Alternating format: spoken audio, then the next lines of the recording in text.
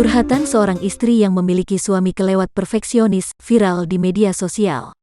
Curhatan itu terekam dalam video yang diunggah oleh akun TikTok @Nadia_Hafizha pada Minggu, tanggal 2 Mei tahun 2021.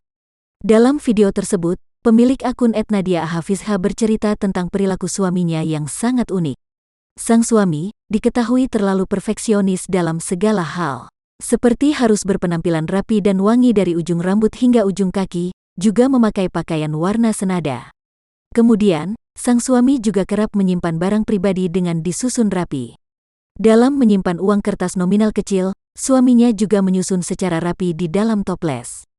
Bahkan, saat sedang belanja bulanan di supermarket, suaminya juga menyusun barang belanjaan secara rapi. Di video kedua, akun @Nadia_Hafizha juga menunjukkan keunikan lain dari perilaku suaminya. Seperti hasil tulisan tangan sang suami juga sangat rapi dan mirip seperti ketikan dari komputer. Sang suami juga hobi menata isi kulkas dan menyusunnya hingga serapi mungkin. Sontak, video curhatan istri yang memiliki suami sangat perfeksionis ini pun langsung menjadi sorotan di media sosial.